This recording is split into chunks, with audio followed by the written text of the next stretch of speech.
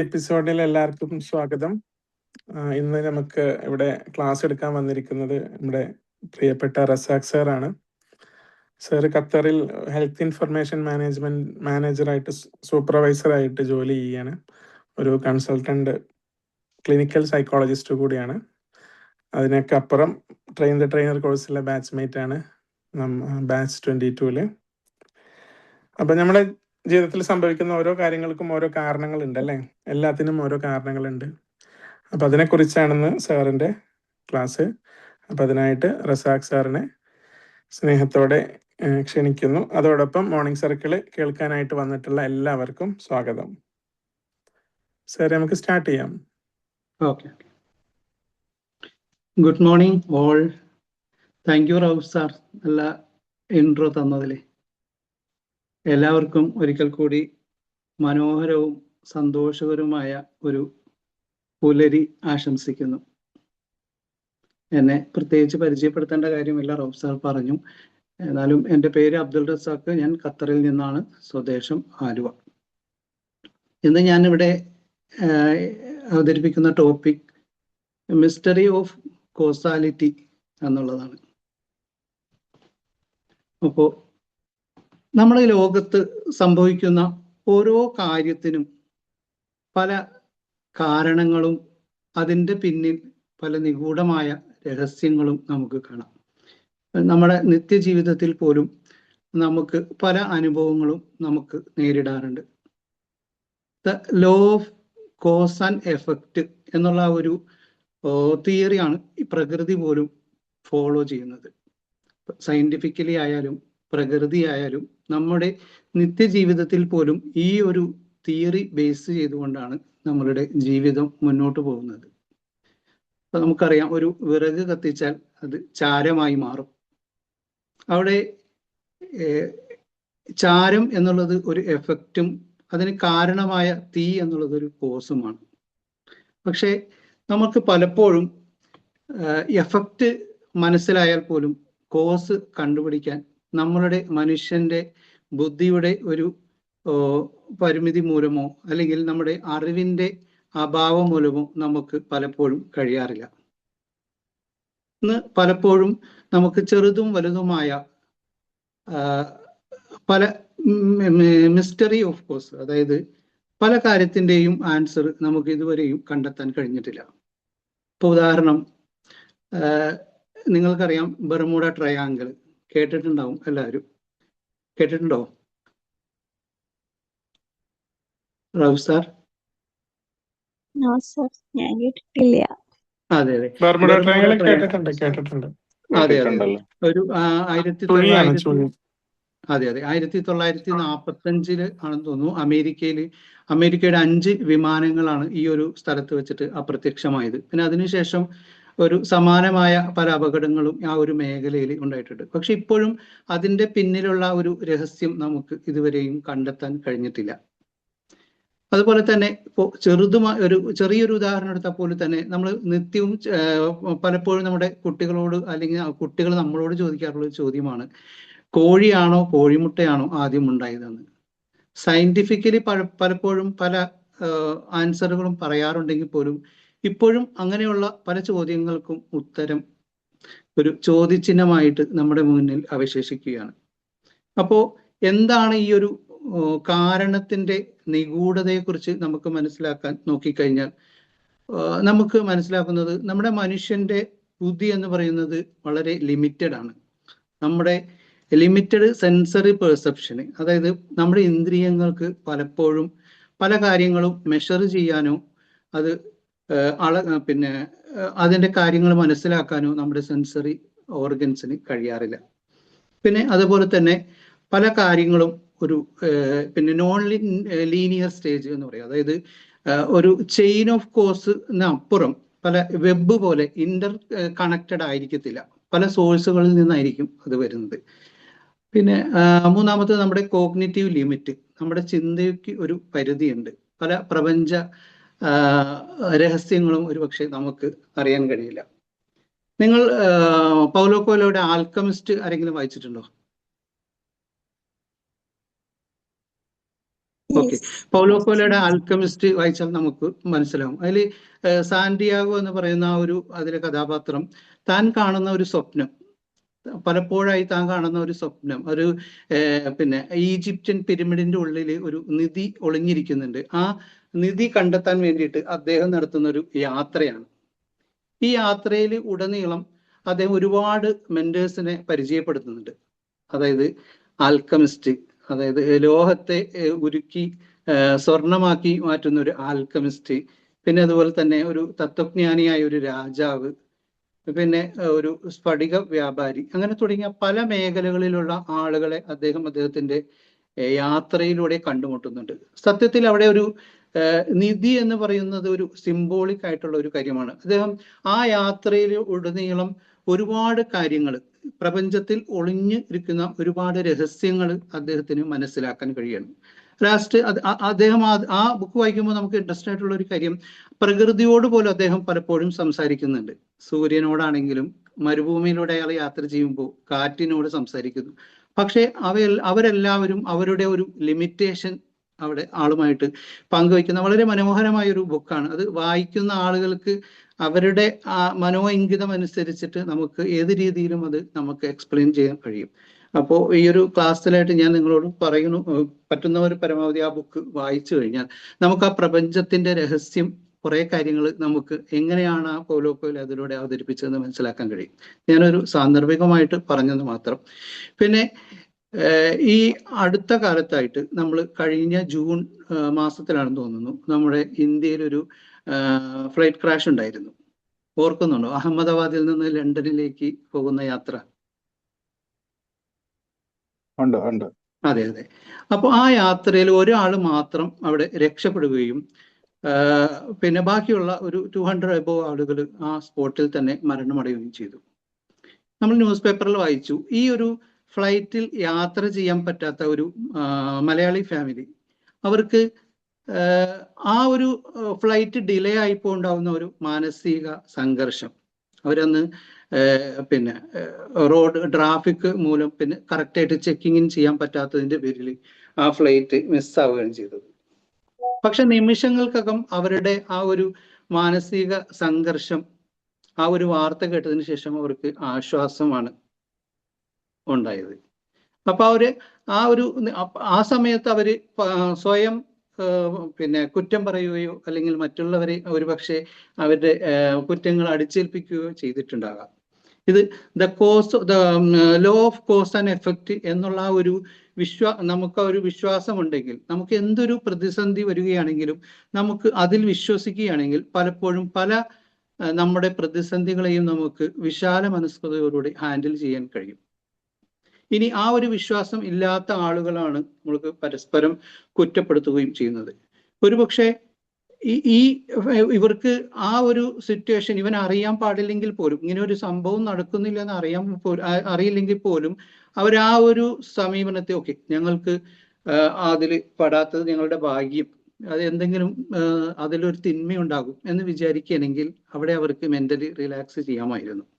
അപ്പൊ നമുക്ക് പലപ്പോഴും നമ്മുടെ നിത്യജീവിതത്തിൽ ഇപ്പൊ ഒരുപക്ഷെ നമ്മളൊരു ബസ് സ്റ്റോപ്പിൽ ബസ് കാത്തിരിക്കാൻ നിന്നു, നമുക്ക് കിട്ടിയില്ല, നമ്മളൊരു ചിലപ്പോൾ ആ ഒരു നിമിഷത്തെ ഒരുപാട് കുറ്റപ്പെടുത്തുമായിരിക്കും. പക്ഷെ കുറെ കഴിയുമ്പോൾ ആ ബസ് എന്തെങ്കിലും ഒരു അപകടത്തിൽ പെടുകയോ എന്തെങ്കിലും ചെയ്തിട്ടുണ്ടെങ്കിൽ നമുക്ക് ഭാഗ്യം. അപ്പൊ നമ്മുടെ ജീവിതത്തിൽ പലപ്പോഴും നമ്മൾ പല കാര്യങ്ങളും ആഗ്രഹിക്കാറുണ്ട്, അല്ലെ? അപ്പൊ അതിൽ നമ്മൾ പറയാറുണ്ട്, ചിലപ്പോൾ ചിലരുടെ ശരിയാകും, ചിലരുടെ ശരിയാകില്ല എന്ന്. അപ്പോൾ ചിലത് നമുക്ക് പെട്ടെന്ന് സഫലമാകും, ചിലത് ഒരുപാട് നാള് കാത്തിരുന്നതിന് ശേഷമായിരിക്കാം, ചിലത് തീരെ നടക്കാത്ത പിന്നെ പ്രാർത്ഥനകളും ഉണ്ടായിരിക്കും. പക്ഷെ ഇതിന്റെ പിന്നിൽ ചിലപ്പോൾ ഒരുപക്ഷെ നമുക്ക് നന്മയായിരിക്കാം. ആ നന്മ നമുക്കൊരിക്കലും മനസ്സിലാക്കാൻ കഴിയില്ല. അതിന്റെ ഒരു റിസൾട്ട് വരുമ്പോൾ മാത്രമേ നമുക്ക് അതിന്റെ ഗൗരവം മനസ്സിലാവുള്ളൂ. ഓ, അന്ന് ഞാൻ പ്രാർത്ഥിച്ചത് നടക്കാതെ പോയത് എൻ്റെ ഭാഗ്യം എന്ന് നമ്മൾ വിചാരിക്കും. അപ്പൊ പ്രപഞ്ചത്തിലെ പല രഹസ്യങ്ങളും നമുക്ക് മനസ്സിലാക്കാൻ കഴിയില്ല എന്നുള്ളത് ഒരു സത്യമാണ്. പക്ഷെ നമ്മളിവിടെ ലോ ഓഫ് കോസ് ആൻഡ് എഫക്റ്റിൽ നമുക്കൊരു വിശ്വാസമുണ്ടെങ്കിൽ പല കാര്യങ്ങളും നമുക്ക് വിശാല മനസ്കതയോടെ നമുക്ക് കൈകാര്യം ചെയ്യാൻ സാധിക്കും. നിങ്ങളെ ഒരു കഥയിലേക്ക് കൊണ്ടുപോവുകയാണ്. ഒരുപക്ഷെ നിങ്ങളത് കേട്ടിരിക്കാം. ഒരു പ്രശസ്തനായ ഒരു ഡോക്ടർ ഇഷാൻ അഹമ്മദ്, അദ്ദേഹം ഒരു ഫേമസ് ആയിട്ടുള്ള ഒരു ഡോക്ടറാണ്. അദ്ദേഹത്തിന് ഒരു അവാർഡ് വാങ്ങാൻ വേണ്ടിയിട്ട് ഒരു ഇന്റർനാഷണൽ കോൺഫറൻസ് അറ്റൻഡ് ചെയ്യണം. അതിൽ വെച്ചിട്ട് അദ്ദേഹത്തിന് ഒരു അവാർഡ് കിട്ടും. അപ്പോൾ അദ്ദേഹം ഒരു ദൂരേക്കുള്ള ഒരു യാത്രയിൽ അദ്ദേഹത്തിൻ്റെ ഫ്ലൈറ്റ് തകരാറാവുകയും അങ്ങനെ എമർജൻസി ആയിട്ട് ഫ്ലൈറ്റ് അവിടെ ലാൻഡ് ചെയ്തു. അദ്ദേഹത്തിൻ്റെ യാത്ര അവിടെ മുടങ്ങി. പിന്നെ അദ്ദേഹത്തിന് ഒഴിച്ചുകൂടാൻ പറ്റാത്തൊരു യാത്രയായതുകൊണ്ട് അദ്ദേഹം അവിടെ നിന്നൊരു ടാക്സി വിളിച്ച് അദ്ദേഹം യാത്ര പുറപ്പെടുകയാണ്. പക്ഷെ അവിടെയും അദ്ദേഹത്തിന്, ആ ഡോക്ടർക്ക്, പ്രകൃതി പോലും എതിരായി. കാരണം കാറ്റും മഴയും റോഡ് മനസ്സിലാക്കാൻ പറ്റാത്ത രീതിയിൽ അദ്ദേഹത്തിന് യാത്ര തുടരാൻ കഴിഞ്ഞില്ല. അങ്ങനെ പോകുന്ന വഴിയിൽ ഇരുട്ടായി. ഒരു സഹായത്തിന് വേണ്ടിയിട്ട് അദ്ദേഹം തൊട്ടടുത്തൊരു വില്ലേജിലെ ഒരു കുടിലിൽ അദ്ദേഹം അഭയം പ്രാപിച്ചു. അവിടെ വന്ന് വാതിലിൽ മുട്ടി. ഒരു വൃദ്ധയായ സ്ത്രീ വാതിൽ തുറന്നു, കാര്യങ്ങളെല്ലാം പറഞ്ഞു, അദ്ദേഹത്തിന് വേണ്ട എല്ലാ സഹായങ്ങളും ചെയ്തു കൊടുത്തു. അങ്ങനെ അവിടെ ഇരിക്കുന്ന സമയത്ത് ആ വൃദ്ധയായ സ്ത്രീ തൊട്ടടുത്ത റൂമിൽ പോയി കൂടെ കൂടെ പ്രാർത്ഥിക്കുന്നു, വരുന്നു. അപ്പൊ അദ്ദേഹം ചോദിച്ചു, എന്തുകൊണ്ടാണ് ഈ നിങ്ങളിങ്ങനെ പ്രാർത്ഥിച്ചുകൊണ്ടിരിക്കുന്നത്? അവിടെ ആരാണ്? അപ്പൊ അവർ പറയാണ്, എൻ്റെ ഒരു പേരമകൻ ചെറിയൊരു കുട്ടിയാണ്, സുഖമില്ലാതെ കിടക്കുകയാണ്. വളരെ ഗുരുതരമായൊരു അസുഖമാണ്. ആ കുട്ടിയെ ചികിത്സിക്കാൻ ഒരുപാട് ചികിത്സകൾ ചെയ്തു. പക്ഷേ ഡോക്ടർ ഇഷാൻ അഹമ്മദിന് മാത്രമേ ആ കുട്ടിയെ അസുഖം കണ്ടെത്താൻ കഴിയുള്ളൂ, അല്ല ചികിത്സിക്കാൻ കഴിയുള്ളൂ. അങ്ങനെ ആ സ്ത്രീ വളരെ വിഷമിച്ചിട്ട് ഈ ഒരു കാര്യം അവതരിപ്പിക്കുമ്പോൾ, അന്ന് സത്യത്തിൽ അവരുടെ മുമ്പിൽ, അവരുടെ വീട്ടിൽ വന്ന ഒരു ഡോക്ടർ ഇഷാൻ അഹമ്മദ് ആയിരുന്നു. സത്യത്തിൽ ഈ ഒരു ഇത് കേട്ടപ്പോൾ അദ്ദേഹത്തിന് പൊട്ടിക്കരഞ്ഞു. ആ സ്ത്രീയുടെ കൈകൾ പിടിച്ചുകൊണ്ട് ആ സ്ത്രീയോട് പറയാണ്, നിങ്ങൾ കാത്തിരുന്ന ആ ഡോക്ടർ ഞാൻ തന്നെയാണെന്ന്. അപ്പൊ അതുവരെയും അവിടെ ആ ഫ്ലൈറ്റ് അദ്ദേഹത്തിന് എതിരായി, പ്രകൃതി പോലും എതിരായി. അങ്ങനെ ഇരിക്കുന്ന സമയത്ത് അദ്ദേഹത്തിന് ചിന്ത വന്നു, ഇപ്പൊ ഇവിടെ എന്നെ കൊണ്ടുവന്നത് ഒരു അദൃശ്യമായൊരു ശക്തി. ഇതാണ് നമ്മൾ മിസ്റ്ററി ഓഫ് കോസ് എന്ന് പറയുന്നത്. അപ്പോ ആ സ്ത്രീക്ക് വളരെ സന്തോഷമായി. കാരണം അവരെപ്പോഴും പ്രാർത്ഥിച്ചുകൊണ്ടിരുന്ന ഒരു കാര്യം, ഈ ഞങ്ങൾക്ക് പോകാൻ കഴിയില്ല, സാമ്പത്തിക അവസ്ഥ അവർക്ക് അതിന് എതിരാണ്. അപ്പൊ എന്നെങ്കിലും ഈ ഒരു ഡോക്ടർ ഞങ്ങളുടെ മുമ്പിലേക്ക് വരുമെന്നുള്ള ആ ദൃഢമായ അവരുടെ ആ ഒരു ശുഭാപ്ത വിശ്വാസം ആ ഡോക്ടറെ അവിടെ കൊണ്ടുവന്നെത്തിച്ചു. നമുക്ക് ഇതിൽ നിന്ന് ചിന്തിക്കാൻ പല പാഠങ്ങളുമുണ്ട്. ഒന്ന്, നമ്മുടെ ജീവിതത്തിൽ പല പ്ലാനുകൾ തെറ്റുമ്പോഴും നമ്മൾ നിരാശരാകും. എന്നാൽ പലപ്പോഴും അത് മറ്റുള്ളവർക്ക് വലിയൊരു സഹായകമായിട്ട് നമുക്ക് അനുഭവപ്പെടാറുണ്ട്. ആ നിഷ്കളങ്കമായൊരു ആഗ്രഹമുണ്ടെങ്കിൽ പോലും പ്രകൃതി പോലും അതിന് നമുക്ക് കൂട്ടുനിൽക്കും എന്നുള്ളതിന് വലിയൊരു തെളിവാണ്. എത്ര വലിയ പദവിയിലിരുന്നാൽ പോലും മറ്റൊരാളെ സഹായിക്കാൻ നിയോഗിക്കപ്പെട്ടവരാണ് എന്നുള്ള ഒരു ബോധ്യം നമുക്ക് ഉണ്ടാവുകയും ചെയ്യും. പിന്നെ വേറൊരു കഥയിലേക്ക് പോകാം. അദ്ദേഹം ഒരു കപ്പൽ യാത്ര ചെയ്യുകയാണ്. അങ്ങനെ അദ്ദേഹത്തിൻ്റെ യാത്രയിൽ ആ കപ്പൽ തകരാറിലാവുകയും അങ്ങനെ അദ്ദേഹം എങ്ങനെയോ നീന്തി രക്ഷപ്പെട്ട് ഒരു വിജനമായൊരു ദ്വീപിലേക്ക് എത്തപ്പെടുകയാണ്. അങ്ങനെ ആരെങ്കിലും അദ്ദേഹത്തെ രക്ഷിക്കാൻ വരുമെന്നുള്ള ഒരു വിശ്വാസത്തോടു കൂടി ഒരു 2-3 ദിവസം അദ്ദേഹം അവിടെ ഇരുന്നു. പക്ഷെ ആരും അദ്ദേഹത്തെ രക്ഷിക്കാൻ ആ വിജനമായ ദ്വീപിൽ എത്തിയില്ല. അദ്ദേഹം വിചാരിച്ചു, ഈ കാറ്റും മഴയും വെയിലൊക്കെ കൊണ്ടിട്ട് ഇരിക്കുന്നതിന് പകരം ആ കടലിൻ്റെ തീരത്ത് അടിഞ്ഞുകൂടുന്ന പല വിറകുകളും ശേഖരിച്ച് അദ്ദേഹം അവിടെ ഒരു ഹട്ട് ഉണ്ടാക്കി അദ്ദേഹത്തിന് താമസിക്കാൻ വേണ്ടി. അങ്ങനെ അദ്ദേഹം ആ ഒരു ചെറിയൊരു രീതിയിൽ അദ്ദേഹത്തിന് താമസിക്കാനുള്ള ഒരു ഏർപ്പാടെല്ലാം ചെയ്തു. പിന്നെ അദ്ദേഹത്തിന് വിശക്കുമല്ലോ, അദ്ദേഹം വിശപ്പെടുക്കാൻ വേണ്ടിയിട്ട് തൊട്ടടുത്ത് എന്തെങ്കിലും കിട്ടുമെന്ന് അറിയാൻ വേണ്ടി പോയി. തിരിച്ചു വരുന്ന സമയത്ത് അദ്ദേഹത്തിന്റെ ആ ഒരു കുടില് അവിടെ കത്തി പുക മുകളിലേക്ക് ഉയരുന്നതാണ് അദ്ദേഹം കാണുന്നത്. അദ്ദേഹം ഒരു നിമിഷം വാവിട്ട് കരഞ്ഞുപോയി. കാരണം അദ്ദേഹം ഒരു കപ്പൽ അപകടത്തിലായി, എങ്ങനെയോ രക്ഷപ്പെട്ട് അവിടെ എത്തപ്പെട്ടു. അങ്ങനെ കഷ്ടപ്പെട്ടുണ്ടാക്കിയ ഒരു കുടില് പോലും ഇന്ന് തകർന്നു. പക്ഷേ കുറച്ചു നേരം കഴിഞ്ഞപ്പോ ഒരു കപ്പല് അദ്ദേഹത്തിന് നേരെ വരുന്നതായിട്ടാണ് കാണുന്നത്. അങ്ങനെ കപ്പൽ വന്നു. അപ്പോ അദ്ദേഹം ചോദിച്ചു എന്താണ് കാരണം. അപ്പോ അവർക്ക് കപ്പൽ തീരത്തേക്ക് അടുക്കാൻ വേണ്ടിയിട്ടുള്ള ഒരു സിഗ്നൽ ആണെന്ന് കരുതി ആ ഒരു തീ കണ്ടിട്ട് അവർ വന്നതാണ്. അങ്ങനെ അദ്ദേഹത്തിന് ആ കപ്പലിലൂടെ രക്ഷപ്പെടാൻ കഴിഞ്ഞു. അപ്പോ ആ ഒരു കഥയും നമുക്ക് പിന്നെ അദ്ദേഹത്തിന് ആദ്യം ഒരു വിഷമമുണ്ടെങ്കിൽ പോലും ആ ഒരു സംഭവം അനുകൂലമായിട്ട് പ്രകൃതി അവിടെ ഒരുക്കുകയാണ് ചെയ്തത്. അപ്പൊ നമ്മുടെ ജീവിതത്തിൽ പോലും നമുക്ക് ആദ്യം നെഗറ്റീവായിട്ട് തോന്നുന്ന പല കാര്യങ്ങളും ഒരു പോസിറ്റീവ് വരും എന്നുള്ള ഒരു പ്രതീക്ഷയോടെ ഇരുന്നു കഴിഞ്ഞാൽ നമുക്കൊരു പക്ഷേ നല്ല ഒരു പിന്നെ ഈ നേരത്തെ പറഞ്ഞ ആ കഥയിലൂടെ കിട്ടിയ പോലെ നല്ലൊരു നിമിഷത്തിനായി നമുക്ക് കാതോർക്കാം. ഞാൻ എൻ്റെ ഒരു ചെറിയ എൻ്റെ ഒരു എക്സ്പീരിയൻസ് കൂടെ ഞാൻ പറയാം.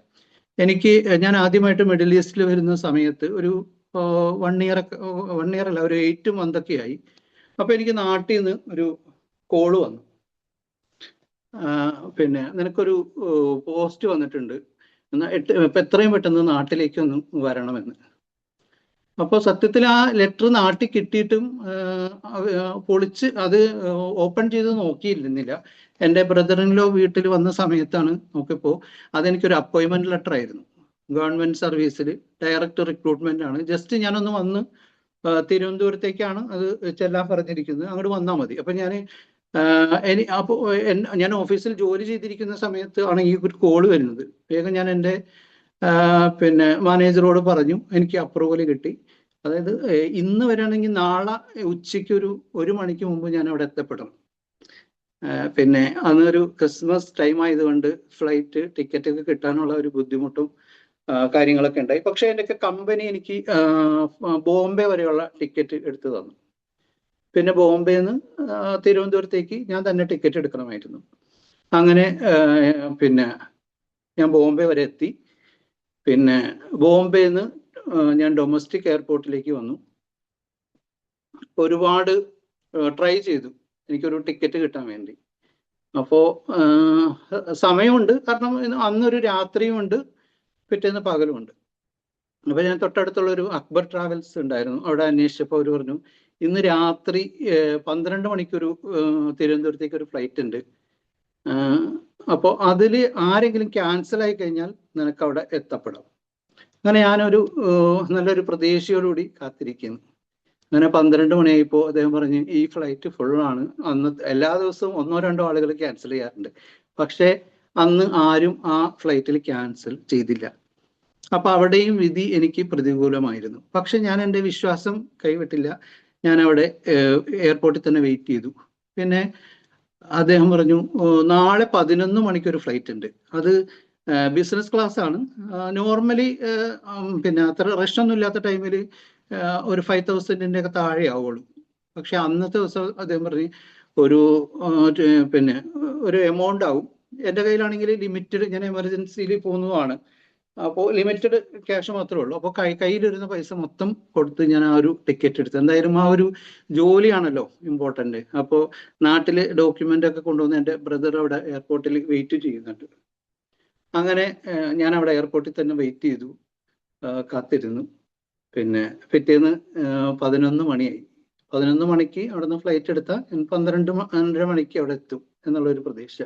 അരമണിക്കൂറും കൊണ്ട് എനിക്ക് എയർപോർട്ടിൽ നിന്ന് ഈ PSC ഓഫീസിലെത്താം. അങ്ങനെ ആ ഒരു പ്രതീക്ഷയുമായിട്ട് അവിടെ ഇങ്ങനെ ഇരിക്കുകയാണ്. 11 മണിയായിട്ടും ഈ കൗണ്ടർ ഓപ്പൺ ചെയ്യുന്നില്ല. അപ്പൊ ഇങ്ങനെ എൻ്റെ ആദി കൂടി. ഒരു 11:30 ആയപ്പോഴത്തേക്കും കൗണ്ടർ ഓപ്പൺ ചെയ്തു. കാരണം അന്ന് പിന്നെ ഡൽഹിയിൽ മൂടൽമഞ്ഞായതുകൊണ്ട് അവിടെയും ഒരു അരമണിക്കൂർ താമസിച്ചു. എന്നാൽ പോലും എനിക്ക് കറക്റ്റ് സമയത്ത് എത്താം എന്നുള്ള ഒരു പ്രതീക്ഷയിലാണ്. അങ്ങനെ ആ ബിസിനസ് ക്ലാസ്സിൽ ഞാൻ യാത്രാവേണ്. അന്ന് എൻ്റെ തൊട്ടടുത്തിരുന്ന ഒരാള് ഒരു ഇസ്ലാമിക് സ്കോളറായിരുന്നു. അദ്ദേഹം ഇറാഖിൽ നിന്നിട്ട് നാട്ടിലൊരു മാരേജ് ഫംഗ്ഷന് വേണ്ടിയിട്ട് വരുന്നതാണ്. പക്ഷേ ഞാൻ അതിനെ അദ്ദേഹത്തെ കണ്ട വളരെ പ്രൗഢിയുള്ളൊരു നല്ലൊരു ഗാംഭീര്യം തുളുമ്പുന്ന ഒരു ഇത് വ്യക്തിത്വം. ഞാൻ എൻ്റെ മനസ്സ് മൊത്തം എങ്ങനെയെങ്കിലും അവിടെ എത്തണം എന്നുള്ളൊരു ചിന്തയിലായിരുന്നു. അപ്പൊ അത് സത്യത്തില് ഇങ്ങനെയുള്ള ആളുകളൊക്കെ ആയിട്ട് പിന്നെ കണ്ടുമുട്ടുമ്പോൾ നമ്മൾ പരസ്പരം പരിചയപ്പെടാനും ഒക്കെ ആയിരിക്കും മറ്റുള്ള ആൾക്കാർക്ക് താല്പര്യം. പക്ഷെ ഞാൻ അതിലൊന്നും ഇൻവോൾവ് ആയില്ല. പക്ഷെ എൻ്റെ അടുത്ത് അദ്ദേഹം ഇങ്ങോട്ട് വന്നിട്ട് പറയാണ്, നീ ദുബായിലേക്ക് ദുബായിൽ നീ പോണം, അവിടെ നിനക്ക് നല്ല സാധ്യത കാണുന്നുണ്ടെന്ന്. അപ്പൊ എനിക്ക് സത്യം പറഞ്ഞാൽ അദ്ദേഹത്തിന്റെ വാക്ക് ഒരു അരോചകമായിട്ടാണ് തോന്നിയത്. കാരണം ഞാൻ നാട്ടിൽ ജോലിക്ക് പോകുന്നതാണല്ലോ. അപ്പോൾ ഞാൻ പറഞ്ഞു ഇങ്ങനെ ഞാൻ നാട്ടിൽ ഒരു ഇന്റർവ്യൂവിന് വിടാം. അദ്ദേഹം വേറെ ഒന്നും എന്നോട് സംസാരിച്ചില്ല. അതെന്റെ എന്തോ ആരോ പറയിപ്പിച്ചതുപോലെയാണ് എനിക്ക് പിന്നീട്. ആ സമയത്ത് എനിക്ക് അതിന്റെ ഒരു ഇമ്പോർട്ടൻസ് മനസ്സിലായില്ലായിരുന്നു. അങ്ങനെ ഞാൻ അവിടെ എയർപോർട്ടിലെത്തി. എയർപോർട്ടിലെത്തിയ സമയത്ത് എൻ്റെ പാസ്പോർട്ട് വന്നിട്ട് എമിഗ്രേഷൻ ഓഫീസർ ഇത് വളരെ ഒരു VIP ആയിരുന്നു. അത് സത്യത്തിൽ പറഞ്ഞാൽ ഞാൻ അവിടെ ചെന്നപ്പോഴാണ് എനിക്ക് അതിനെക്കുറിച്ച് മനസ്സിലാവുന്നത്. അങ്ങനെ എൻ്റെ പാസ്പോർട്ട് വാങ്ങി, അദ്ദേഹത്തിൻ്റെ പാസ്പോർട്ടും വാങ്ങി. എൻ്റെ കയ്യിൽ പ്രത്യേകിച്ച് ലഗേജ് ഒന്നും ഉണ്ടായിരുന്നില്ല.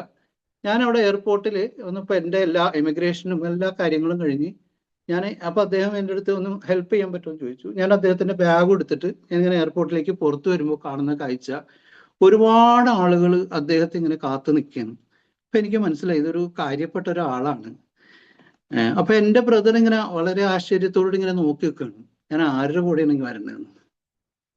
അപ്പോ ആ ഒരു അപ്പൊ അങ്ങനെ പിന്നെ എൻ്റെ അടുത്ത് പറഞ്ഞു ഇങ്ങനെ ഒരു മാരേജ് ഫംഗ്ഷൻ ഉണ്ട് വരുന്നു. ഞാൻ പറഞ്ഞില്ല, ഞാനിങ്ങനെ പോവുകയാണെന്ന് പറഞ്ഞു. അങ്ങനെ അദ്ദേഹത്തുമായിട്ട് ഇങ്ങനെ കൈയൊക്കെ കൊടുത്തു ഞാൻ പോന്നു. പക്ഷെ ഞാൻ അവിടെ എത്തിയപ്പോഴത്തേക്ക് ഒരു 10 മിനിറ്റ് താമസിച്ചു. എനിക്ക് ആ ഒരു എന്നെ കുറച്ചു നേരം കൊണ്ട് അവർ ഇന്റർവ്യൂ ബോർഡ് വെയിറ്റ് ചെയ്തു.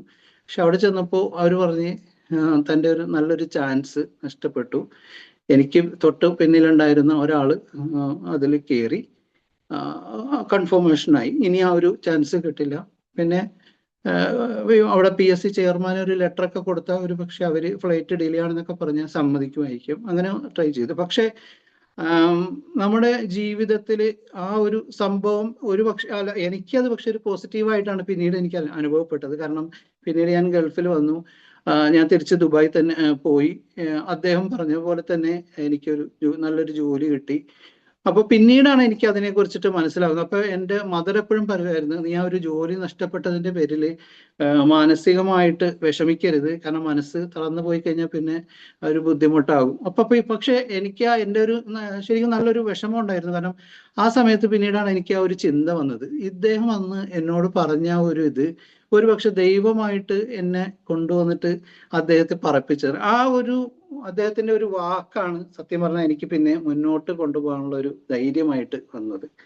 അപ്പോ എല്ലാത്തിനും ഒരു കാരണങ്ങൾ ഉണ്ട് എന്നുള്ളത് നമ്മുടെ ജീവിതത്തിൽ തന്നെ വളരെ അനുഭവമാണ്.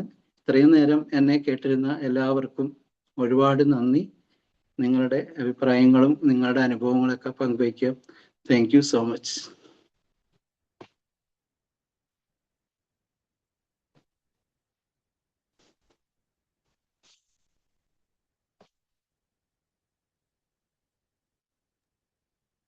Good morning Razak sir. Good morning. നല്ലൊരു ടോപ്പിക് രാവിലെ. ഞാനിങ്ങനെ കാഷ്വൽ കോസബിലിറ്റി അല്ലേ, അങ്ങനല്ലേ എന്റെ ഉച്ചാരണം?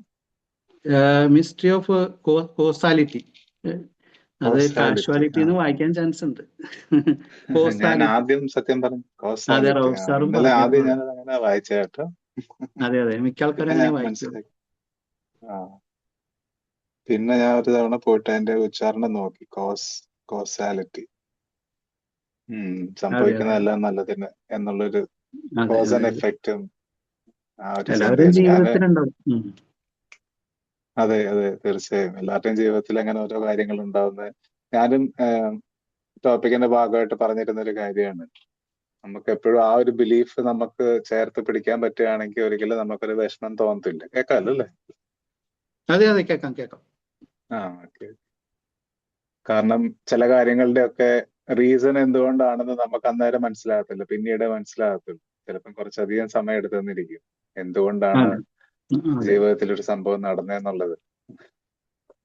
വളരെ നല്ല ടോപ്പിക്. സാർ എടുത്ത എക്സാമ്പിൾസ് ഒത്തിരി ഇഷ്ടപ്പെട്ടു. പലയിടത്ത് ജീവിതത്തിൽ എവിടെയൊക്കെയോ കേട്ടു പോയിട്ടുള്ള ചില എക്സാമ്പിൾസ് ആണ്. അതെ അതെ ഇതൊക്കെ മെയിനായിട്ടും നമ്മൾ കേൾക്കുന്ന പല എക്സാമ്പിൾ ആണ്. അതെ അതെ. കഴിഞ്ഞ വർഷം ഈ ഒരു ആക്സിഡന്റ് നടക്കുമ്പോൾ ഞാൻ ഓർക്കുന്നു, ഞാനും ഇരുന്ന സിറ്റുവേഷനും എന്തായിരുന്നു. ആ ഒരു വ്യക്തി അതിൽ നിന്ന് വളരെ രക്ഷപ്പെട്ടു അത്ഭുതകരമായി രക്ഷപ്പെടുന്നുണ്ട്. ഒരു ഫാമിലി അതെ ഒരാൾ രണ്ടുപേരും കണ്ട് അതില് കയറാൻ പറ്റാതായി പോയി. ഇവിടെ ഒമാനിൽ നിന്ന് ഒരു നേഴ്സ് ഉണ്ടായിരുന്നു, UK-ലേക്ക് അവരുടെ സ്വപ്നങ്ങൾ നേടാൻ വേണ്ടി തിരിച്ചൊരു നേഴ്സ് ഉണ്ടായിരുന്നു. അങ്ങനെ വളരെ ടച്ചിങ് ആയിട്ടുള്ള ഒരു ഇൻസിഡന്റ് ആയിരുന്നു മൊത്തത്തിൽ. അങ്ങനെ വളരെ നല്ലൊരു ടോപ്പിക്സ്. ഞാൻ ഈ ബുക്ക് വായിക്കാനുള്ള യാത്രയിലാണ്. ഇനി അടുത്ത് ആൽക്കമിസ്റ്റ് ഒത്തിരി കേട്ടിട്ടുണ്ട്, വായിക്കാൻ പറ്റിയിട്ടില്ല. ഒത്തിരി നല്ലൊരു ബുക്ക് അത് ആണല്ലേ? Thank you sir, thank you so much. Okay, thank U Jacob sir.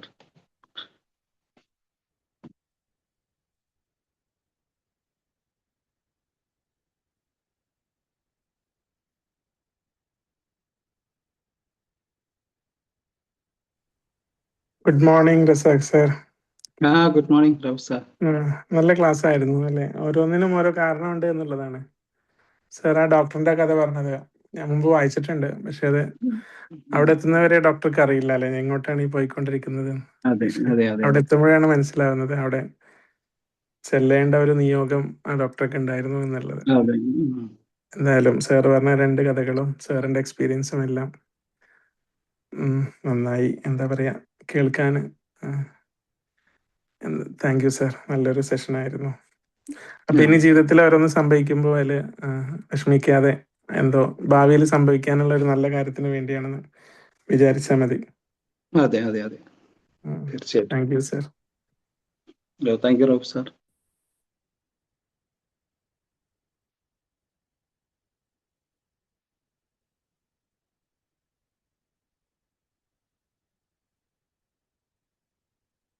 Good morning Razak sir. Good morning Ansar sir. വളരെ നല്ല അടിപൊളി സെഷൻ ആയിരുന്നു. നമ്മളുടെ എല്ലാവരുടെയും ജീവിതത്തിലും ഇതുപോലുള്ള പ്രതിസന്ധികൾ ഉണ്ടാവും. പക്ഷെ നമ്മൾ ആ പ്രതിസന്ധിയെ പഴിചാരി നമ്മൾ ജീവിതം മുന്നോട്ട് കൊണ്ടുപോകും. പിന്നീടാണ് സാർ പറഞ്ഞതുപോലെ നമുക്ക് മനസ്സിലാവുന്നത് അതല്ലായിരുന്നു, ഇതാണ് ശരിക്ക് റിയൽ. അത് നടക്കാൻ പാടില്ലാത്തതായ കൊണ്ടാണ് അത് നടക്കാതിരുന്നത്. നമുക്ക് പിന്നീട് തിരിച്ചറിയാൻ ചെയ്യും. അതെ അതെ അതെ, അത് സ്വാഭാവികം. എന്തായാലും വളരെ നല്ലൊരു ഉണർത്തലായിരുന്നു.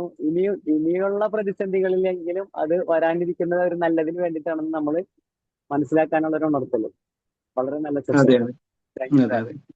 Thank you Ansar sir.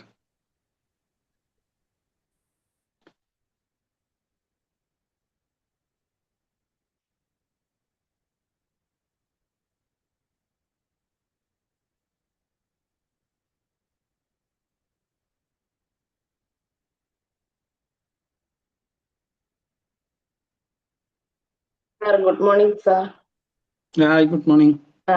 Mystery of causality എന്ന ഈ ഒരു ടോപ്പിക്കിൽ കൂടി നമുക്ക് നല്ല ഒരു മെസ്സേജാണ് സാർ തന്നിരിക്കുന്നത്. അതായത് സംഭവിക്കുന്നതെല്ലാം നല്ലതിന് എന്നുള്ള ആ 2 സ്റ്റോറിയിൽ കൂടി തന്നെ നല്ല വളരെ വാല്യുബിൾ ആയിട്ടുള്ള ഒരു മെസ്സേജാണ് നമുക്ക് കിട്ടിയത്. Thank you sir. Thank you ma'am.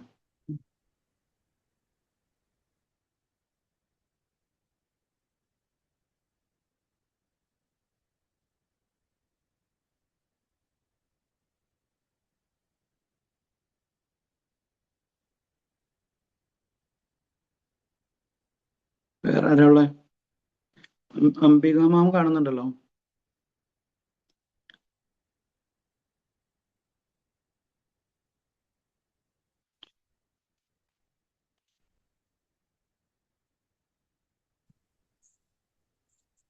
Sir പറഞ്ഞോ മാം. ഇതുപോലെ തന്നെ മിസ്റ്ററി ഓഫ് കോസാലിറ്റി ഞാൻ കേട്ടിരിക്കുകയായിരുന്നു. അപ്പൊ ഇതേ ഒരു അനുഭവം തന്നെ എനിക്കും ഇടായിട്ടുണ്ട്. അത് PSCയുടെ തന്നെ ഒരു ടെസ്റ്റ് ഒക്കെ എഴുതാൻ നേരത്ത് അപ്പോൾ ഞാൻ 2 ടെസ്റ്റ് ഉണ്ടായിരുന്നു. അപ്പോൾ ഞാൻ ഒന്ന് ക്യാൻസൽ ചെയ്തിട്ട് ഒരെണ്ണത്തിനാണ് ഞാൻ പോയത്.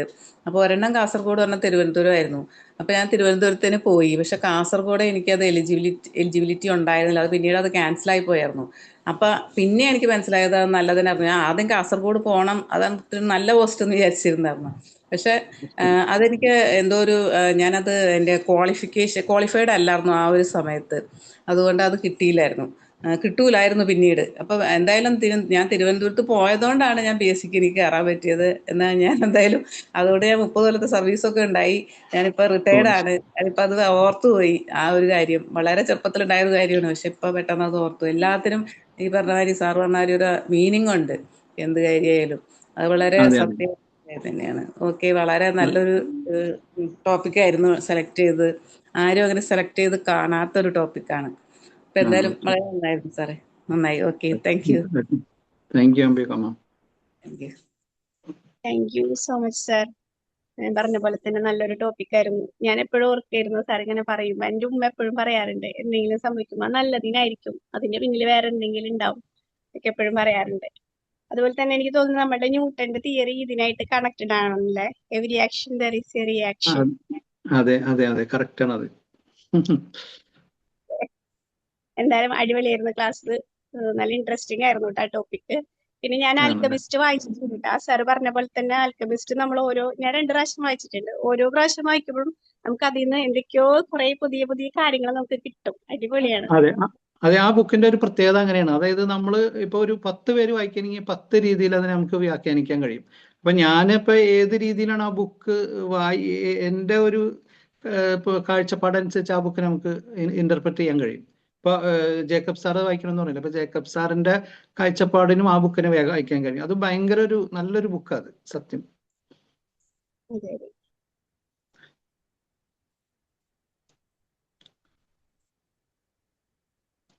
സജന മാം പറഞ്ഞ പോലെ ഞാൻ ഇന്നലെ കാഷ്വാലിറ്റി തന്നെ വായിച്ചത്. എന്നിട്ട് റസാഖ് സാറിനോട് ചോദിക്കുകയും ചെയ്തു, ഈ കാഷ്വാലിറ്റിയിൽ നടക്കുന്ന നിഗൂഢതകളെ കുറിച്ചാണോ ക്ലാസ് എടുക്കുന്നത് എന്ന്. ഞാൻ ഈ ടോപ്പിക് ചെന്നപ്പോഴേ ഞാൻ ഓഫീസിൽ കഴിക്കുന്നതിന് മുമ്പ് തെറ്റിയതാണോ, എനിക്ക് പ്രശ്നം പറ്റിയതാണോ, കാഷ്വാലിറ്റി തന്നെയാണോ എന്ന് ചോദിച്ച് ഞാൻ നോക്കി. അപ്പോഴാണ് മനസ്സിലായത് ഇങ്ങനൊരു വേർഡ്. ഞാൻ പോസ്റ്റർ വന്നപ്പോഴും ഞാൻ നോക്കിയായിരുന്നു തെറ്റിയിട്ടുണ്ടോന്ന്. അല്ല, തെറ്റിയിട്ടില്ല. എനിക്ക് തോന്നുന്നത് നമ്മളെ വായിക്കുമ്പോ ഒരു സ്പീഡിൽ അങ്ങോട്ട് വായിക്കുമ്പോ ഈ കോസാലിറ്റി എന്ന് പറയുന്ന വാക്ക് നമ്മൾ ഉപയോഗിക്കാത്തൊരു വാക്കാണല്ലോ. അതെ അതെ അതെ അതെ. അപ്പം പെട്ടെന്ന് എന്റെ മനസ്സിൽ അതാ വന്നത്. എന്നിട്ട് അതാ സാറിനോട് ചോദിച്ചത്, ഈ കാഷ്വാലിറ്റിയിൽ നടക്കുന്ന എന്തോ നിഗൂഢതയെ പറ്റിയാണല്ലോ, നല്ല ഇൻട്രസ്റ്റിംഗ് ടോപ്പിക് ആണ്. സാർ ഇപ്പൊ എടുത്തതും ഇൻട്രസ്റ്റിംഗ് ആണ് അല്ലെ, ഞാൻ പറഞ്ഞു വായിച്ചു എന്ന് പറയാം. ശരിയാണ്, ആദ്യമായിട്ടാണ് ഇങ്ങനെ കോസാലിറ്റി എന്നുള്ളൊരു ഇത് വേർഡ് കേട്ടത് കേട്ടോ. ഞാനും കാഷ്വാലിറ്റി തന്നെ വായിച്ചത്.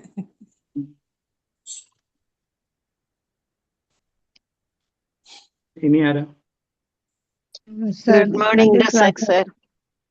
Hi, good morning. 2 പേരുണ്ട്, ഞാൻ പിന്നെ പറഞ്ഞോളാണ്. അല്ല, പറഞ്ഞോളൂ. ഓക്കെ സർ, നന്നായി പറഞ്ഞു. കഥകളാണെങ്കിലും കഥകൾ രണ്ടും നമ്മള് കേട്ടിട്ടുണ്ട് നേരത്തെ ഇത് തന്നെ. എങ്കിലും സാറിന്റെ അനുഭവം ഞാൻ ഓർത്തു, ഇപ്പൊ ഇത്രയും കൂളായിട്ട് പറയാൻ പറ്റുന്നുണ്ടെങ്കിലും അപ്പൊ അനുഭവിച്ച ടെൻഷൻ, ഇത്രയും ബുദ്ധിമുട്ടി ബോംബെയിലെത്തി, അവിടുന്ന് തിരുവനന്തപുരം ഒക്കെ വന്ന അവസാനം അവിടെ ചെറിയ സമയം കൊണ്ട് അന്ന് സത്യം പറഞ്ഞാൽ ഇതേപോലുള്ള സോഷ്യൽ മീഡിയയും വാട്സപ്പും അങ്ങനെയൊന്നും ഇല്ല. എന്റെ കയ്യിൽ അന്നൊരു നോക്കിയുടെ ചെറിയൊരു ഫോണാണ് ഉള്ളത്. അപ്പം ഞാൻ അവിടുന്ന് പുറപ്പെട്ടത് വീട്ടുകാർക്ക് അറിയാം. പക്ഷെ പിന്നെ എനിക്ക് പിന്നെ വീട്ടിലേക്ക് കണക്ട് ചെയ്യാനൊന്നും പറ്റിയില്ല. അപ്പൊ വീട്ടുകാരും വളരെ ടെൻഷനിലിരിക്കാൻ എന്നെ കുറിച്ചിട്ട്. പിന്നെ ഞാൻ അന്നാണെങ്കിൽ എനിക്ക് ബോംബെയിൽ അത്ര ഹിന്ദി, ഇന്ന് പിന്നെ കുഴപ്പമില്ല, അന്നൊന്നും ലാംഗ്വേജ് അത്ര പരിചയമില്ല. അങ്ങനെ ഒരുപാട് ഞാനൊരു സംഘർഷാവസ്ഥയിലൂടെ കടന്നു പോയൊരു നിമിഷമായിരുന്നു അത്. ഇന്ന് ഓർക്കും. ഇപ്പൊ അത്ര നമുക്ക് വളരെ കൂളായി പറയാൻ പറ്റുന്നുണ്ടെങ്കിലും പിന്നെ അന്ന് ആ അടുത്തിരുന്ന ആള് പറഞ്ഞത് കൊണ്ട് നമുക്ക് ഇങ്ങനെ പറ്റിയാലും കുഴപ്പമില്ല, എനിക്ക് ദുബായില് നല്ലൊരു ഇതുണ്ട് എന്നൊരു പ്രതീക്ഷ തരാൻ പറ്റി അല്ലേ? അതെ, എനിക്ക് ശരിക്കും പറഞ്ഞാൽ അന്ന് അത് കേൾക്കുമ്പോ എനിക്ക് ആ ഒരു നെഗറ്റീവായിട്ടാ ഫീൽ ചെയ്തായിരുന്നു. പിന്നീടാണ് അത് മനസ്സിലായത്, ഇത് ആ വാക്ക് വളരെ എഫക്റ്റീവ് ആയിരുന്ന കാര്യം. എന്തായാലും വളരെ നന്നായി സംസാരിച്ചു. അതുപോലെ തന്നെ ഞാനും ഈ കോസാലിറ്റി കേട്ടിട്ടേ ഇല്ല, അപ്പോഴും എന്താണ് എന്ന് വിചാരിച്ചിരുന്നു. എന്തായാലും വളരെ സന്തോഷം. നന്നായി, നല്ല ക്ലാസ് ആയിരുന്നു, നന്നായിരുന്നു. Thank you. Hello sir. സാറിന്റെ മെസ്സേജ് സ്വന്തം അനുഭവങ്ങളിലൂടെയും മറ്റ് 2 കഥകളിലൂടെയും പറഞ്ഞതുകൊണ്ട് വളരെ ഇൻട്രസ്റ്റിംഗ് ആയിരുന്നു. Thank you so much. Yes ma'am, thank U.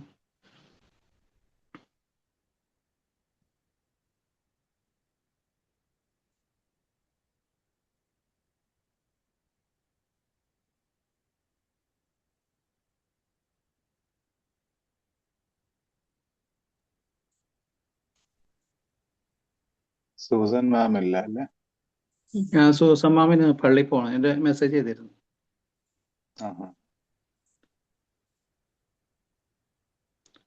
Saturday പള്ളി പോണ ദിവസമാണ്. മാമുല്ല, ചന്ദ്രമേമുല്ല, ഒന്നുമില്ല ചന്ദ്രാമ. നിസ സാറും ഇല്ല അല്ലേ? അതെ. ഇനി ആരെങ്കിലും ഉണ്ടോ?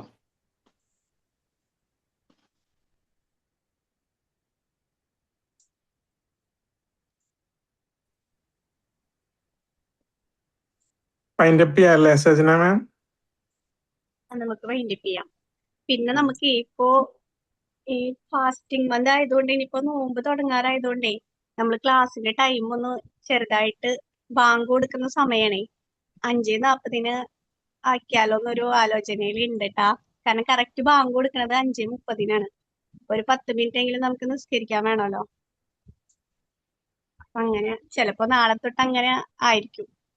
സാറിന്റെ അടുത്ത് പറഞ്ഞിട്ടുണ്ട്. Okay ma'am. ഗ്രൂപ്പില് പറഞ്ഞാൽ മതി എന്നുണ്ട് മൊത്തം. അതെ. ആയോ? നോമ്പ് തുടങ്ങിയോ? നാളെ തുടങ്ങും. അല്ല, 17th തുടങ്ങുള്ളൂ മാം. ചൊവ്വാഴ്ച ബുധനാഴ്ച തുടങ്ങും തോന്നുന്നുണ്ട് അല്ലേ സാർ?